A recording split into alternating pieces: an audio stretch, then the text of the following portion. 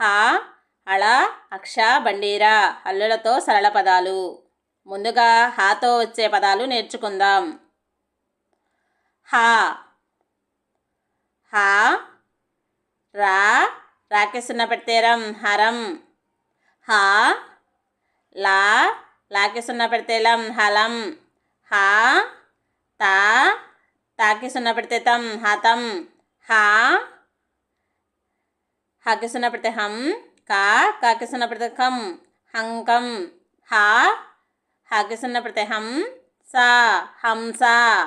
హా రా అణ అణ పక్కన సున్నా హరణం. హా రా హా రా హరహర. ఇప్పుడు హళ అక్ష బండీరాతో వచ్చే పదాలు. అళ తాకు దీర్ఘమిస్తే తా.